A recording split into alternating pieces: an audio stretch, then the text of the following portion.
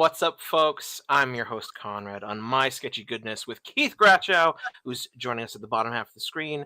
And tonight we have a special guest, Gustavo, writer and director of Zombie Jesus Vampire Hunter. Yeah. Um, Keith, as always, thank you for once again hanging out and doing some amazing drawing with us today. And Gustavo, thanks so much for joining us. Thank you for having me. Absolutely. Well, you know what, Gus, when I normally do an interview with someone on my other show, Wednesday Night Reviews, I always start with the same simple, easy question. And seeing as I've just met you, I think it's appropriate. So, for the folks out there in YouTube land who have never seen your face, never heard your name, um, who are you, Gus? Who is Gustavo? I'm a filmmaker who has been making films for 20 years, and I finally have something that people are interested in. It's called Zombie Jesus Vampire Hunter. Right on. Now, that is an absolutely wild phrase of words, those four words together. Yep. When Keith sort of reached out to me about yourself, he sent it. He's like, "Hey, met this guy. He makes this book, Zombie Jesus Vampire Hunter," and I was like, "Hold on, wait a minute, what?" I had to take a minute. So I am going to throw up what Keith is drawing, which I'm assuming is thematically related. Yep. Maybe not. And while he starts drawing, Gus, what is Zombie Jesus Vampire Hunter? Well, I'll take you back to when the idea came to me. It came to me out of a series of dreams, really nightmares, um, that I started kind of to sew together for a period of time, maybe about a month. And I thought, I kept wondering, man, what's going on with all these nightmares? It was like about a month, and I thought maybe I can string some of this stuff together and make some really interesting films. And the title kind of came to me, Twilight of Dreams, because obviously, it's a play on the Twilight Zone, and that time of night, Yeah. coming out of sleep, and one dream stood out, and it was this weird resurrection of Christ. And for some reason it manifested itself in this vision of a zombie, because obviously he's coming back from the dead. And it was around the time of The Walking Dead as well, so there was a lot of Oh, right visuals on. going on. Yeah, it was about 2015, 2016. And I decided, well, I- it could just be a part of an idea. So that's what happened. I created a 10-minute film called Twilight of Dreams, Zombie Jesus Vampire Hunter. And I strung out like three or four dreams, and it finished off with this great ending and suddenly now the story turns into this zombie Jesus. And I thought it's going to be really shocking to people to see this resurrection, and I thought let's give it that realism, that gore realism of what would happen if you truly just come back from the dead. Like, how much pain would there be? How would you look? And of course, what would happen to him? Mm. And how would he feel? And so, I talked to a couple of friends and said, hey, if I put this together, would you jump on and help me make this picture? And it happened. It happened. Love it. And it was almost 10 minutes long. And I said, let's see what happens in the festivals. And for the first time, it just took off. It took a bit, but suddenly I was in one festival. Then suddenly we won an award for special effects. Then suddenly it was best film, best horror film, best zombie film, best surreal film. And it just had a mind of its own, a Huh. life of its own. And then suddenly the pandemic hit, and festivals, people weren't making films, so festivals extended the shelf life of entries. Yeah. And so at that point, it had gone into 10 festivals, won a series of awards, and festivals were just taking older films, So now your cutoff point wasn't just 2 years, and suddenly a third year, and then a fourth year, even a fifth year, and it just kept going. And in between all that, I realized I was getting a lot of great feedback. It played in 13 different countries. Mexico Ooh, loves it.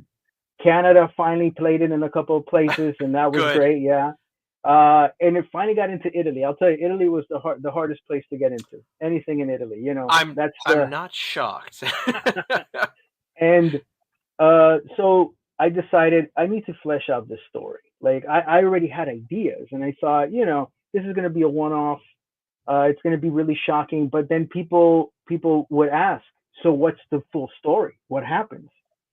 And I said, oh, a lot can happen. And I started to sew together all these stories, and I thought, the cool thing about it that worked in the 10-minute film was you didn't have to explain a lot. You didn't have to build it up. Everybody knows what the geez, most people do. Even if you don't have the details down, you know the gist of it. Yeah, And I so mean, we just filmed parts that the part of the resurrection, which was, well, have you ever imagined it this way? And so when I decided to write a longer script, that was kind of the basis of all the stories. And I thought, the Bible jumps from one scene to another. oh So God, yeah.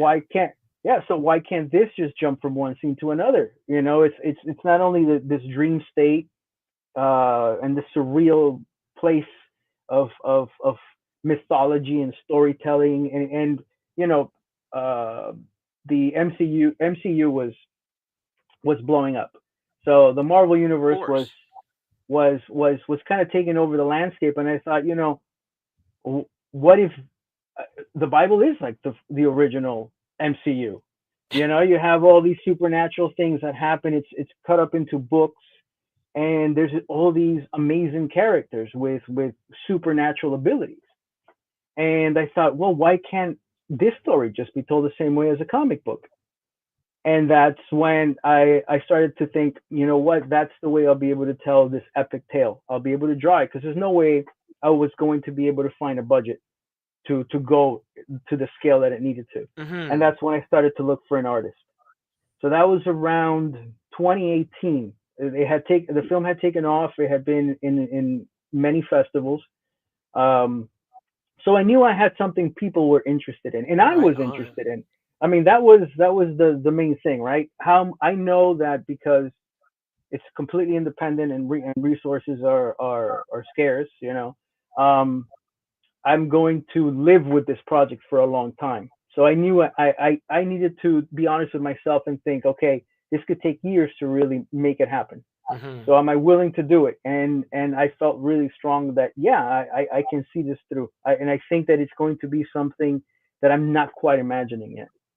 And I started to look for an artist, and that's how I found Keith. It was very difficult, I tell you. And then suddenly I decided, wait a second, I always go to the Miami International Book Fair, and they have a comic book alley there. Let me just go in person and just start talking to people who Oh, draw. cool. Right on. I love it. And yeah, and I thought, I'm just gonna go talk to people instead of just reaching out. And I'm just walking by, and Keith was standing there in his booth, and I saw his drawings, and I thought, I think this is the guy. And I just approached him, and I don't know if Keith wants to kind of step in and kind of give us his perspective of how it came up to him. So there is this guy that's just like kept on walking by the table, kept on eyeing me, and I'm going, what is he? What does he want? I can tell. You can tell he wanted something, and he kept on. Now, no, it was. Well, you know me. I'm a salesperson, and so I probably pitched you. You came up. I pitched you what I was doing, and I get at shows, I often get people that want something from me. It's like it's whether they're looking for their book to get illustrated or something like that, and I'm okay with that. But I also having when I'm at a show, I'm there to sell, and Hmm. there are times to make connections at shows, but really it's not about you pitching your book to me for 20 minutes in front of my table, at least if I'm busy. And So Gus, I mean, to his credit, and this is where I knew he was professional, because I can tell if you're an amateur professional by how you hold yourself. And Gus was like, "Hey, I can see you're busy. Do you think I can come back like tomorrow and or later in the day or something, and we can talk about this a little bit more? But here's my card, and this is just a real quick pitch of what it is, and then I'll be out of your hair." I was like, "Oh, he's classy. I like that." That Right really on. stuck out with me, because as I said, I get people all the time, because to me, everybody's coming up going, this idea of God's the greatest idea ever, and you're going to really want to be part of it.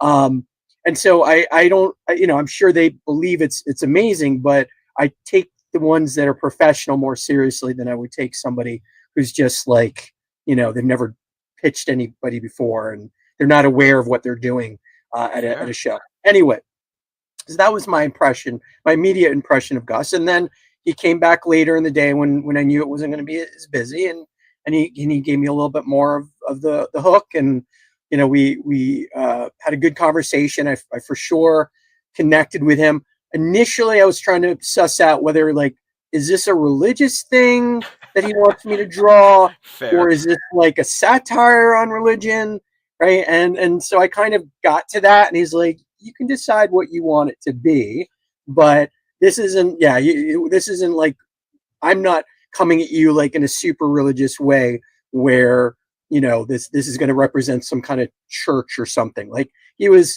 I can tell, like, he was just trying to tell a really good story, and that was the other thing that piqued my interest, because I was like, oh, okay, so this is kind of like it's a satire in a way, and it's it could be considered biblical or religious in some respects too, but be in the eye of the beholder, and I like that idea. And we ended up chatting, I think, while I was in Florida after the show, and I think we shored it up there. I think within the week, I'm like, yeah, I'm on board. And then I can't remember the exact timeline, but not too far after that, you got me the full script, and we started working on that. And I can tell you my perspective as an artist, and some of the things I was telling you, Gus, about taking a screenplay and converting it into a comic script or a graphic novel. But why don't you can talk about that, because from your perspective, coming from writing a screenplay to adapting to a graphic novel, what you learned from it. Yeah, sure. I mean, no, go ahead. That it's one thing I was curious about. So, Gus, I've done, I want to say I've interviewed over, for sure, 100+ different comic creators, whether they're pure artists, pure writers, a mix of both. And one thing that has come up time and time and time again,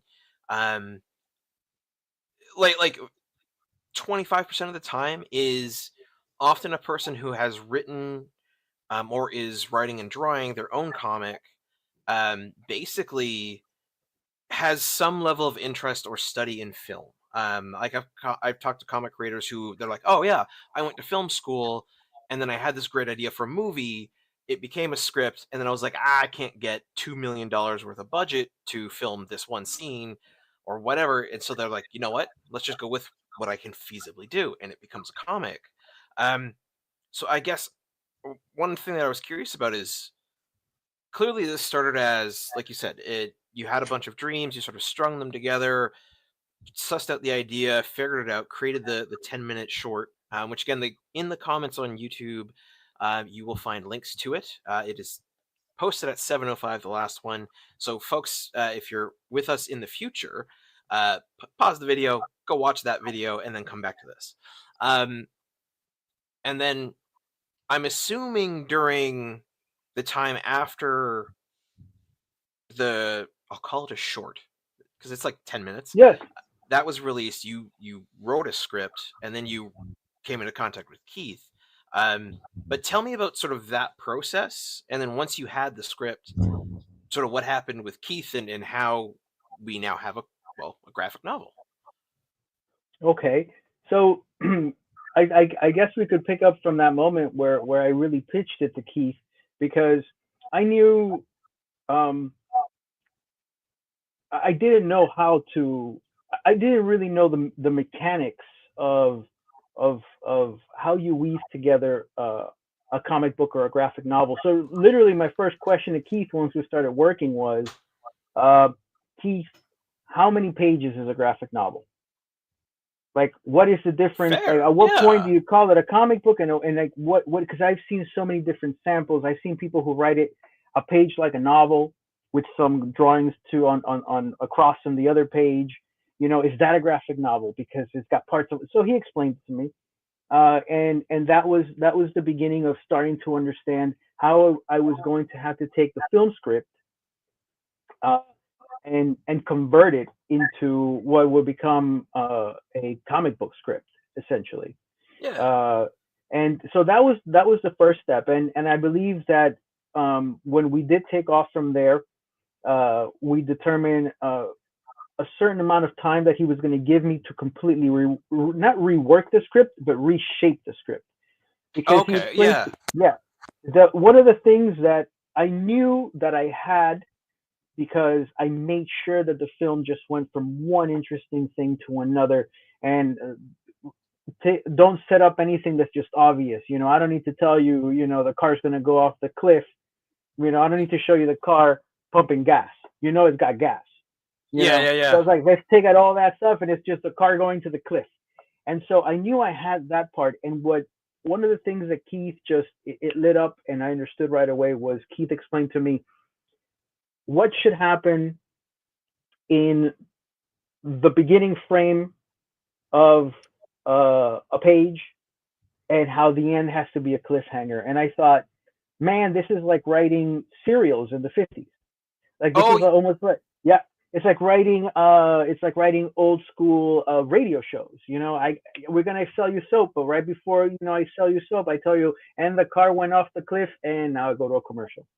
And that right on. that right there, it just clicked right away, and I thought, okay, I know exactly what I have to do. I need you to give me 2 to 3 months, because now I had to rework and reshape, not the order of things, but just how concise it can get. Hmm. So what we had determined was I could possibly tell you exactly where the page would end, and the rest of the script now moves on to the following page, and the following page, and the following page. Right on. That, I think, was when he explained that to me, it unlocked for me what I was writing and how I was adapting it. Instead of coming from the comic world into film, I needed now to take my film script and go into the comic world. And yeah, I mean, that was a huge instruction, I guess. It was a huge Fair. learning. Yeah, yeah. And then I remember when I sent it to him, and I thought, man, I hope I nailed it. And if I don't know if Keith remembers, but he got right. He goes, I think Keith was surprised that every single page had a cliffhanger. So I was like, all right, I nailed it. I thought, okay, this is gonna go back and forth a couple of times, but there was so much in the story that it worked. Love it. And I just want to add something too. So every writer, every writer brings something different to how they approach the what the artist is going to do. And I've worked with writers that are like very sparse, writers that are very verbose, lots of description. One of the things though that I really like when a writer brings reference and has some kind of like, I don't have to do a lot of that legwork. And, some writers will give me like links to like websites or page. My God, Gus was like a library. This was like, there was so much reference for me to go through. I mean, Awesome. it was essentially like, because I was like, oh my God, this is a lot. Dude, am I supposed to go through all of it? And Gus like, go through what you want. You don't have to like, but I did. I probably spent a good 2 or 3 hours watching some videos of all the things, because it's a it's a fantasy, but it's a historical fantasy. Like it's Yeah. I still needed to know what I was like, where this was happening in time, and it's alternate history, I guess, is a better way to put it. So, like Yeah. I still need to kind of have a reference for it. So I needed to do my due diligence in that way, because it wasn't going to be like a 5-page story. It's like a 52-page graphic novel with other things added in. And so, like that, to me, that was another great aspect to working with Gus, is just like, I know I had images that I needed. I know where to go if I needed more imagery. I had videos to watch to give me reference for what he was describing. And that, even if it took me a couple hours to go through that, it meant that I didn't have to spend all that extra time myself, and oftentimes not knowing exactly where I needed to go. Yes. I mean, my approach to that was simply when I realized, okay, and you said it to me in one of our first conversations, Keith, which nobody had ever said something like that to me, because it's a strange thing. You said to me, "Well, now I'm the director," and I thought, okay, Yeah. so what I have to do now is somehow get as closest to what I'm picturing and how I got to the images for Keith. And I realized I had to go through a lot of research to write it. Hmm. And what I needed now to do was somehow compile it for him. So what I did was I laid out the scripts in a way in a separate document. It was a PDF, and it was 170 pages long. And the script had hyperlinks to everything that was researched, and you would hit the hyperlink and it Oh would my just god. shoot you down to whatever page all those links and images were. So we're in the desert, and it's a certain type of oh, it's we're in the Middle East, and okay, so what were the birds in this region, because we need some close up of those birds eating Yes. some flesh off the bone. And I thought, well, we can't just draw American birds here, you know so it was like, now you'd have half a page of, listen, this is some angles of the birds that will really be scavenging out there and eating, dead meat. And so I didn't want him to have to Wow. go find all these things. I already had done the research, so I just compiled everything. When we go into the Roman period, we go to some really historically accurate scenes. And one thing that is always depicted incorrectly in the Jesus's time is Romans wearing metal, wearing armor. They had the helmets, but but in that time period, they still had the leather padding going on. Oh. Yeah, so and I thought, let's get as real as we can, because everything else is going to be Fascinating. just made up. So Yeah. the more realistic it looks and it feels, I wanted Keith to have references where uh, the way I kept thinking about it was like, when I see what Keith draws, I want to be able to smell it.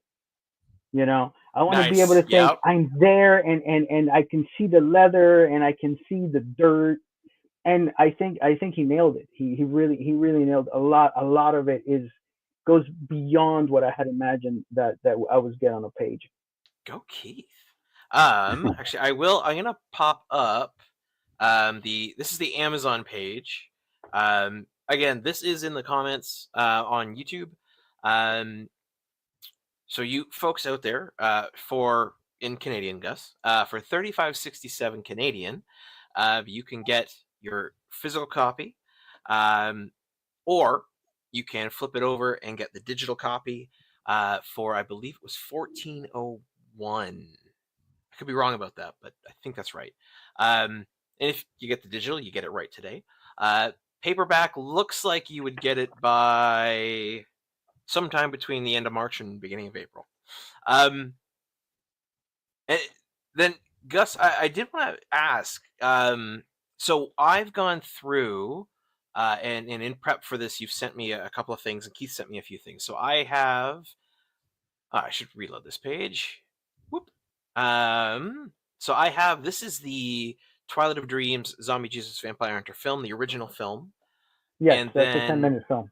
yeah, the 10-minute one, and then additionally, I've I have brought up here the trailer for the film, the second trailer. And again, folks, on YouTube, you can go follow Zombie Jesus Vampire Hunter. It collects sort of, well, I'll just show you.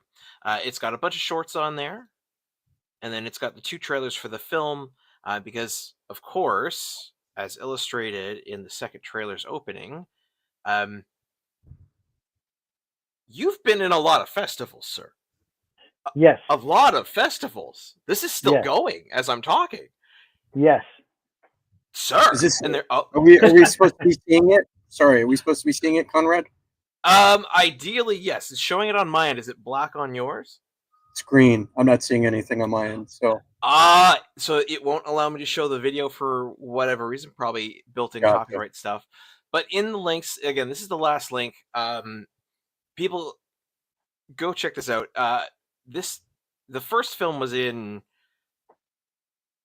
13 separate countries. It's gotten 25 awards. And now with the graphic novel, obviously you can go get your own copy. Please do. One thing we haven't talked about yet, in any sort of detail that I feel is kind of important, because we're like 26 minutes in here. Gus, for the folks out there, what is Zombie Jesus Vampire Hunter actually about? We've talked about like it being created and how you came into contact with Keith in the graphic novel. But what is the actual story? The story is he wakes up, he comes back from the dead, and he realizes, I just want to go home. And home is another planet. And so to kind of give you the way I sold it to Keith, I came up to Keith and I said, Keith, okay, so Zombie Jesus comes back to life, and he's gonna travel through time portals. His sidekick is John the Baptist, who has sewn back his head on his body. As he travels through time to collect his band of brothers, and he's also looking for his wife, Mary Magdalene, and his 2 children. And he is going to be chased through time by Nazis as they use their legendary UFOs. And he's just trying to get to the top of Mount Ararat, where he is going to be taken up into a spaceship along with his crew to just get the hell out of Earth. I mean, the people of Earth did not exactly treat Jesus the best, right? So yes, and so it's not. I won't say that it's a story of despair. If anything, what happens is truly he can't leave. This is where he has to be. This is where all of his crew, per se, has to be. This is their job. So they're stuck in these loops in time, being different people at different time periods, changing history. And in no way did I want it to be preachy. That was one thing that I stayed completely away from. What I wanted to do was highlight just, I mean, to use a word, it's almost like evergreen situations. You have a lot of revolt, retribution, fight for freedom, and so that's really the theme that continues, you know. And it comes off as vengeance, but really it's about justice. Not necessarily anything in particular. It's just about the idea to be free. And yeah, and I think that to me, that's as a retired Catholic, I can tell you that's the one thing, and that's the one thing that I can tell you that's never left me, which was this idea of freedom and acceptance for everyone, which I think was his true message, you know, about peace and brotherhood.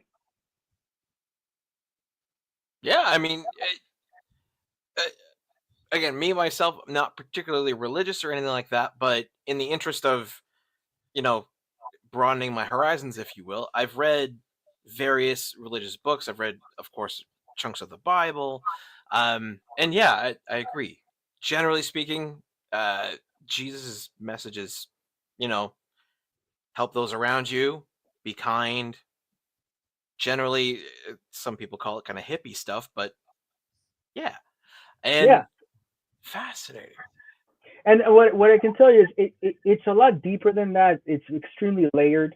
It's something that I was able to do because of the amount of time. This was not done with a deadline in mind. I wanted to really create a work of art, Hmm. not just the visual, but also in the writing, and then of course in the new film.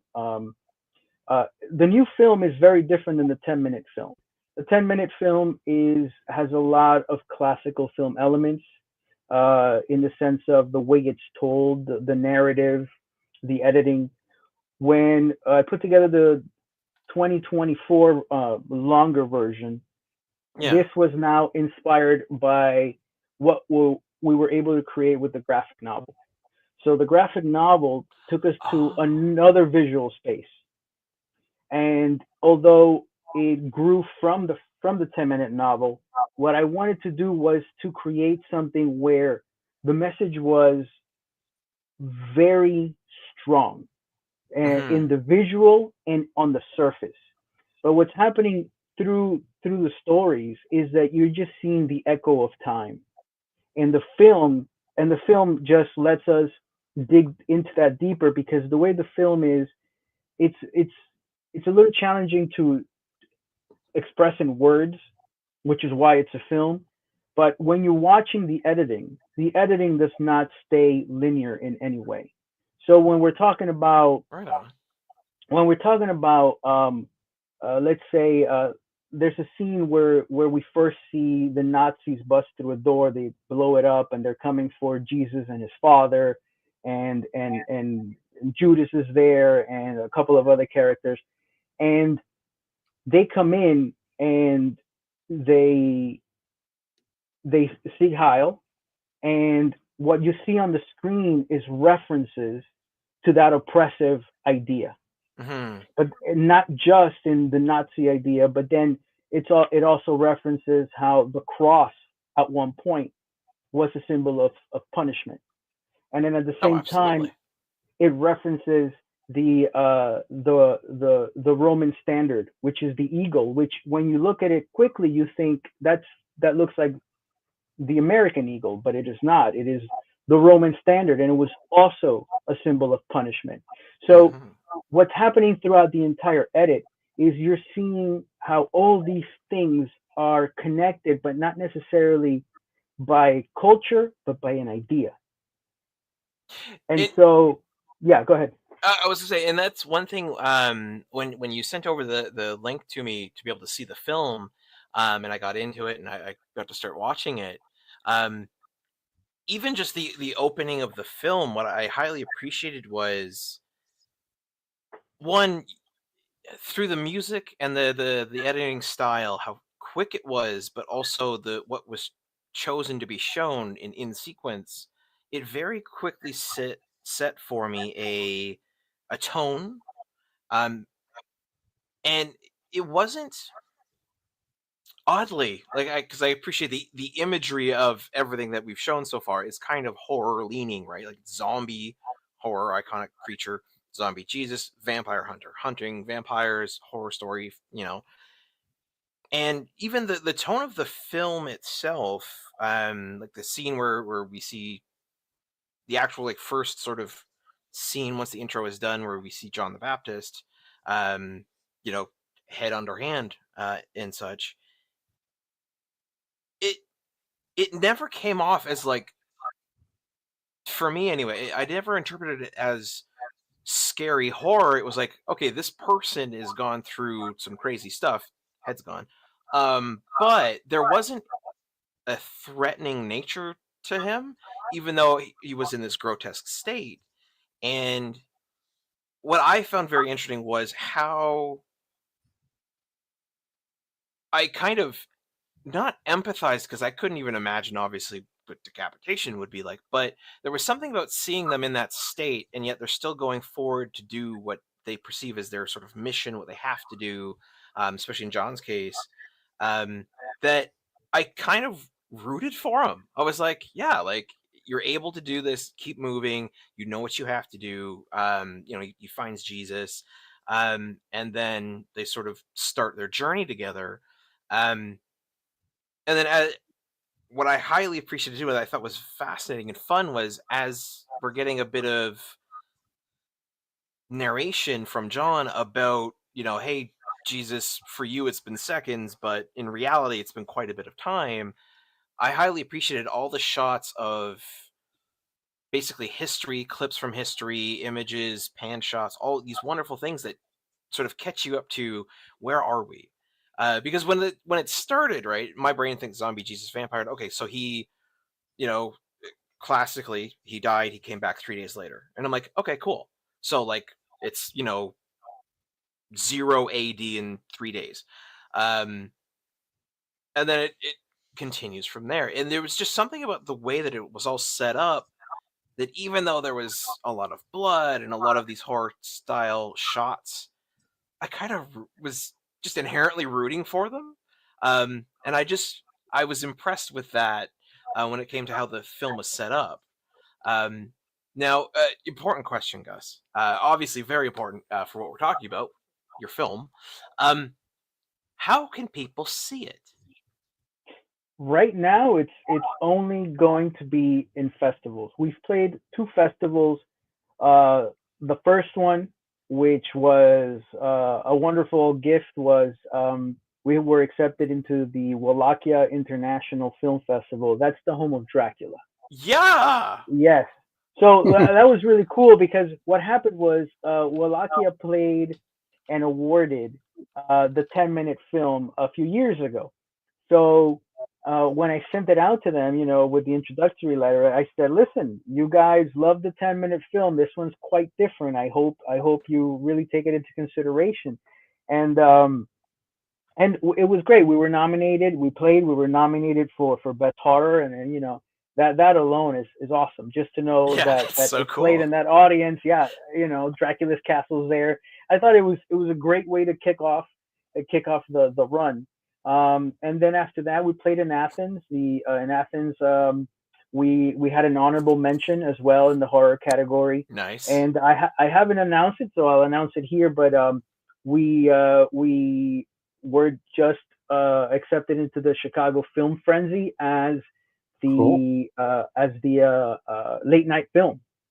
Oh, So perfect. yeah, so I was like, this is great. I mean, we're 3 for 3, and to be the late night film is an incredible thing. So I will be putting out that information on. You can follow me on Instagram. That's Gus Aviles filmmaker. Or you can also follow Zombie Jesus AF, both on Instagram. And that information will show up there, and it will tell you where it's playing at the festivals. Now, what happens is, because it's going through the festivals, I cannot make it available yet, and obviously I have to Fair. give it a chance for distribution. That would Yeah. be an incredible achievement there. I mean, that sounds fair.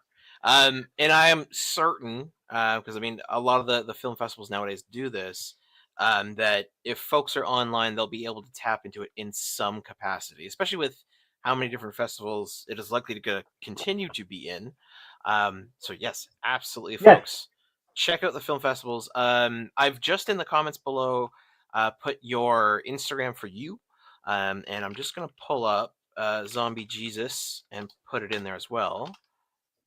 yes, and the when I announce it, I'll let you know some of these festivals are online festivals, so you will be able to watch that one-time stream Oh, perfect. live. I love Yes, that. Um, as for this stream, I did want to shout out our wonderful friend Paul Kemp, who says your short film is awesome. Thank you for sharing the link. Paul, thank thank you. you, sir. Thank you, Paul. Yeah.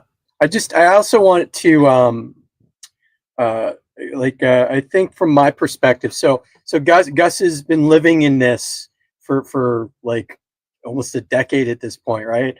Um, Getting and close, yeah. yeah, and so I mean, I'm not an outsider exactly, but um, I had been disconnected, I guess, from Zombie Jesus for a few years, right? Because unfortunately, when we were ready to release the graphic novel, pandemic hit, and we weren't able to really uh, give it its due diligence and taking it to shows and stuff. So, unfortunately, we weren't really able to do anything with that. So once uh, that passed, and then he just started working on the movie, and that was like at least 2 years that you were working on that, right? Yeah, actually, the pandemic kept delaying the actual shooting dates, and then eventually we finally were able to shoot in 2022.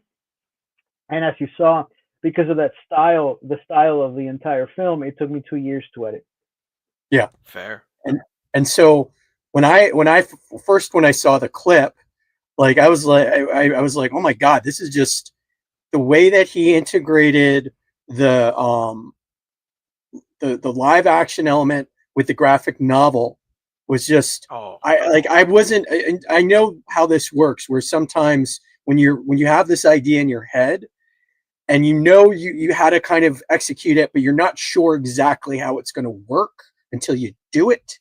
It was hard for me to exactly, I knew what he was trying to achieve, but I wasn't sure exactly how the art from the graphic novel would uh, combined with the video from the stuff that he filmed with public domain footage, just like all of this together to create this really uh, provocative narrative. I had enough distance from the graphic novel to not really look at it as like when I saw the scenes that implemented some of the graphic novel art as my art is more than it just uh, part of the story, right? It wasn't taking me out. It wasn't taking me out. In other words, going, oh man, I should have like put in more detail here, or and the way that Gus did it is you really because it's almost blown up. The graphic novel illustrations are blown up. You're really seeing the grittiness of it, oh right? yeah. Which isn't necessarily the intention of when if you were to look at the graphic novel, was in like that you would see the way that the colors were kind of like splotching over everything in that way. But it worked really well. I thought that like just how it came out in that way, where you're kind of zooming in a bit. But yeah, I mean, I don't know if this audience will be familiar with Koyaanisqatsi, but Gus and I had just talked about this, and that's kind of a as you'd said, Gus, it's inspiration for the idea It's of an taking influence, a yes. bunch of video, different, not necessarily something that was filmed to be a cohesive unit, but just like tapestry of all these different sources of video and putting them together to create a narrative that tells a story. That like I can understand why it took so long to put it together, right? So he was Gus is directing this thing, writing it, directing, and then putting it all together to make this really, as I said, provocative feature that I think people will really, especially people that are into that kind of avant-garde. Would you say, Gus? Could you call this kind of like a bit of an avant-garde type of Some will indie? definitely call it that. Yes, Yeah. Yeah. yes. So, Yeah. I mean, and what? Go ahead. I was gonna say, what I found interesting about it too, like to talk about the editing, is so for a bit of background on me, Gus, I've done editing, for about a year. Obviously my own show. Sometimes I'll throw it in, Premiere Pro, go through, edit it, make clips out of it, all that kind of stuff. But additionally, I've had comic creators reach out and be like, "Hey, I have a Kickstarter. Can you make a trailer for me?" So I'll have them send me of the art what they do, and I can add pan shots and add sound effects and music and really try to jazz it up. And then from that, I had other people they were like, "Oh, I have a board game and we filmed some footage. Could you make one for us?" And I was like, "Oh, okay, I'll try it." And that just sort of kept chaining until eventually I had the idea where I was like, I wonder if you could take just B-roll footage, make a film out of it, right? Like just the stock footage that anyone can get. Like the people watching now could Google this, go on to Pixabay or whatever, yank some free footage down, and then make a film out of it. And what I find interesting is you've gone ahead and filmed and had actors come out and done amazing costumes and makeup and all this stuff. Um, you've filmed your own content. You've taken the graphic novel that you and Keith made, used that, and then additionally, like you said, you got footage of. Well, the one I think I'm most particular to is the snake in the beginning. I love that Okay. snake coming across the desert. That looks super cool to me. Not a big snakes guy. They probably scare the crap out of me, but it Same was a here. cool shot. Yeah, but it was a cool shot. And you've woven all that together. And Keith, I agree. Like by taking the art, which would normally be viewed at normal human graphic novel proportion, and then zooming in on it, especially because of the style of brushes that you use and the way that you like to work. Actually, speaking of your work, whoop, um, it your work can be kind of, I don't want to say messy, but gritty. And I think that pulls together well with the story because, as you were mentioning earlier, Gus, it is kind of a very gritty, very I guess realistic isn't the right word for zombie Jesus, but it takes into account things like blood, what would have happened if someone was crucified and actually got back up and had stuff through their hands and all that kind of stuff. And I just found that the editing on it was fabulous. And like I mentioned earlier, I thought the shots to show sort of history were superb. So learning that you yourself edited this as well, holy cow, because that is so much work. Um, yeah, like, Well, what I can tell you is when we were done with the graphic novel, the idea at that moment was, okay, I'm going to shop this around. Maybe I can find a budget and we shoot something like it or adapt it in some way. And my plan was I'm going to take the images and I'm going to create what's called an animatic, which is kind of a proposal of what it would be. yeah, And I remember starting to think, okay, how am I going to piece this together? And then I realized, man, I'm missing things that because of the nature of a graphic novel, it's not drawn. It stayed on the page, on the script page because we didn't need it. But now I need it, and I thought, okay, this is something that how do I and I just I did become frustrated, and I thought, you know what? I'm just going to piece the whole story together however I can. I am not going to go ask anybody for permission to do this, money to do this. I'm going to figure out how to fill in the gaps. But if I'm going to fill in the gaps, I'm just going to tell the story. And that's where I thought, yeah. okay, can I shoot some of it?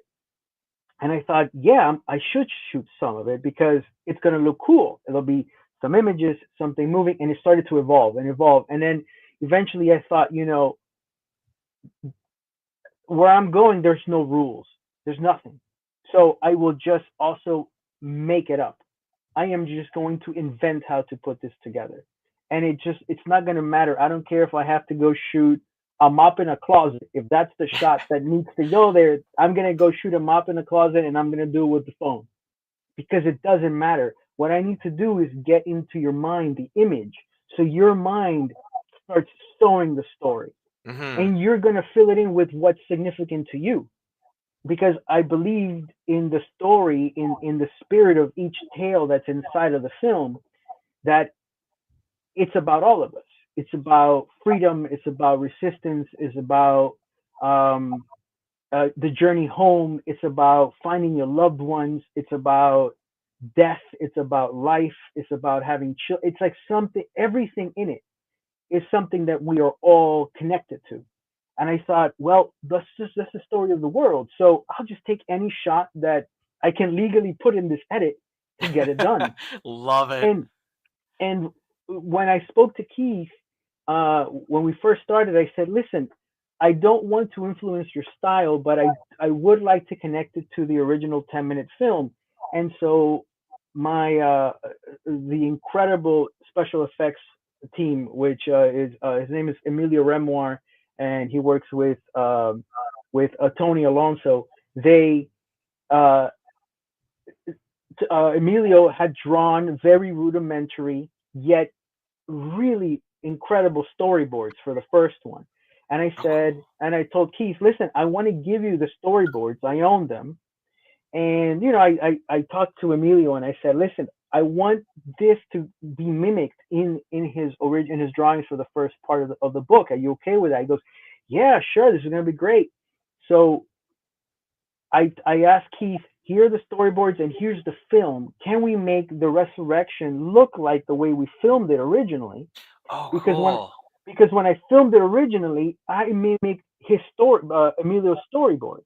So it became Emilio's storyboard to film, from the film to Keith's graphic novel, and now I had to go back and I said, man, now we have these incredible graphic novel full color images. And I went to Emilio and I said, look at Keith's drawings. Can we actually make people look like this? And he said, yeah, for sure. We're going to do prosthetics. And so then that's when it got really interesting, because we're like, okay, our budget is this. Who are we going to bring to life and in what scenes? And then that's when I started thinking, there's no way I can afford sets. I mean, this is an epic tale. We can't, I can't just the desert and then Rome, and it's just not going to work out.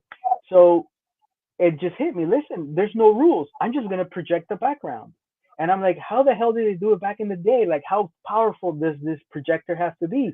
And I just started researching, and I realized, wait, these are like high-end party rentals. Like when you go to a big event at a hotel. My God, yeah. And I'm like, and I thought, okay, so what is this? And they tell me, oh, that's a movie theater projector. So I started to look for a movie theater projector, and then I started thinking, well, then the backgrounds should just be the backgrounds that Keith drew. So we'll have the character come to life, but the background will remain the color, the palette, the exact same drawing from Keith, that Keith drew. And so that's how I got the idea of, wait, so at this point in time, we can afford to shoot this scene from this moment to this moment. And that should bring it enough to life that we can just move forward, because you'll get the gist. We'll get an actor to truly give us the full emotion, not just the drawing. And that became a process. That was a process to work the balance of what can we possibly afford to bring to life, and from how to balance it, because you didn't want the film to be heavy in graphics on this end, and heavier on motion and film on this end. And right. that was a huge undertaking. And there were things that were just impossible to shoot. There was no way we could shoot them. And that's when I thought, I'm just going to go through libraries of stock footage, because why would I go shoot a shot of the desert, if somebody already shot it? I just need it. Yeah. So I just went. I said, okay, this desert, okay, and I followed the same spirit in which we worked the graphic novel. I went there and I said, no, I need to find a stock footage of the desert in Jerusalem, Yeah. And I found it, and this is where the editing took 2 years, because it was like, I need to find that desert. If not, how can I get one? And then literally halfway through editing, 2 years ago, AI exploded onto the scene. And I thought, oh my God, this is, how much should I and how much can I use? And it did end up helping me clean up some frames. And that sped up the process. I would tell you, it would have taken me another year, because I was cleaning images by hand. And then suddenly things that I was cleaning by hand, that would take me a day or two, now suddenly I could do it in a matter of 10 minutes. Because you could And feed it in a prompt, hey, clean up these shadows or clean up this arc. Or, yes, ah. yes, because I it was very difficult to find the balance of once you start seeing the whole picture, and I spoke to Keith about this. I said it's very much like impressionism. You know, Mm. it's like the stroke over here and this thing over here, and they're just coming one. The images are coming one after the other. And where do you feel like there's an error, or where do you feel like it's messy? You have to define it for yourself. And so that was very difficult because to make some things less messy so they felt more organic and that it flowed, it was a lot of manual work until AI came on and I was able to, touch up some images here and there in that way and actually help probably shaved off at least 6 months from the editing. Interesting. That's But it. it was, I mean, just one more thing. I felt it was interesting how from the first part of the project to the end of the project, the whole thing just fed itself. Mm-hmm. That's amazing. I mean, it's definitely. It sounds like you have had, as Keith mentioned, basically a decade, like a hell of a decade. And Keith, you were able to come in and work through a fair chunk of that, make a graphic novel, an amazing drawing that you've done for us tonight. And I guess, Gus, we've got about 3 minutes left or so. Keith, do you want to add anything quickly before I give Gus one last question? I just wanted to comment when we were talking, Gus and I were talking recently about like what to keep in and what to leave out. And I know Gus was really, he was like painstakingly, going, do I keep this for a second longer? And, or do I add this image here? And I know you said you had so much video you could have kept on putting in. And so that was the difficult part of going, not only the cleanup of like the actual footage, but the cleanup of like, to your point, is this still telling the point of the story? It's kind of like laying layer over layer over layer over layer that that it creates that impressionistic feel. Like when you look at one of the impressionists, if you look at it too close, you see all the dots. You look at it at distance, you see this image, and so I think Gus kind of got, it's like, are these too many dots here? Right? Yes. Oh, I mean, from the sounds of it, given the sound of the script that you ended up with, Keith, when you started making the graphic novel and how many references you were given, I am certain that there is probably an absurd amount of footage between the sourced footage, the shot stuff, as well as just all of the shots of the graphic novel that I'm certain you could have probably made this into a 4-hour feature film as opposed to, I believe it's 55 minutes, correct? It's 55 minutes, yes. Yeah, so I'm certain you could have quadrupled that if you just put in everything that you thought would have been at all applicable. But yeah, as Keith said, painstakingly trimmed it down to here's the story that you actually need to get it all across. Then Gus, we are going to go a little pinch over time, but Okay. I want to ask a question. I always ask that at the end of my interviews because we've just spent like an hour going through how you made this film, what it's about. People are very clearly able to see that you're passionate, sort of what fueled you, some of the decisions you had to make. But I always like to let people get to know the people we're talking with outside of the work as well. So a fun question I like to ask, and I feel like because of who you are and what you've done, you'll have a really interesting answer. Is of often people who make comics like yourself, who also make films, tend to be a little nerdy. We tend to collect things, as I do. And I'm wondering, is there a particular thing that you have in your possession, maybe a collected thing, maybe a piece from the work that you've done that, while maybe not the most valuable, maybe not the most rare, um, but makes you sort of the most happy? Like, is there something that, oh, perfect, you have an answer. I can hear it. Go for it. What's that thing? I have a few, and actually one of them I keep it here because it's kind of funny. This is a film. This is from look at this hammer. Oh my god. This is from a film that I made. It's a silent film. It's 3 minutes long. It's called Hammer, and you can find it on my website. Actually, I started to explore just violence. Like I thought, let me make a film that's just like, what's it about? And I'm just going to answer violence. And I thought I kept thinking about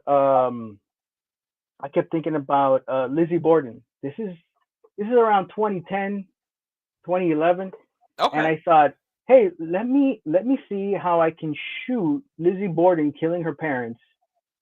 I won't call it Lizzie Borden. And then I kept thinking, but instead of an axe, what if I just make it a giant hammer? So this is a hammer. This is a hammer from the 3 minute film.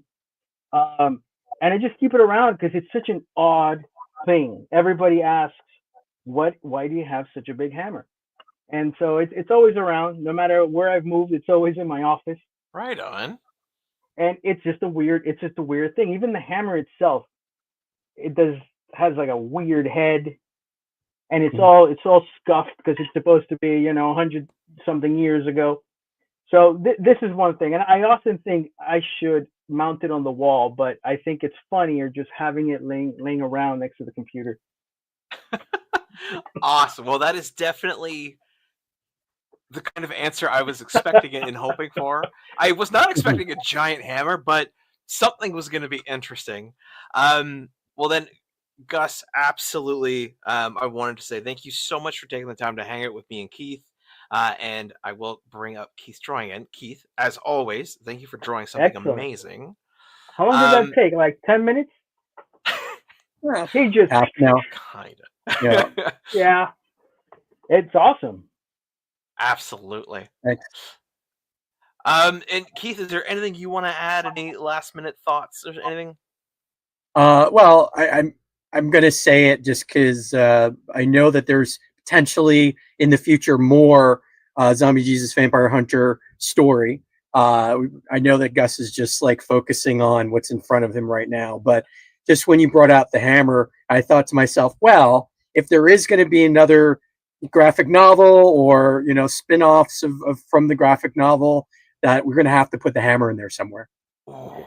So I'm in. Let's do it, but we got to get the size right. Yeah, exactly.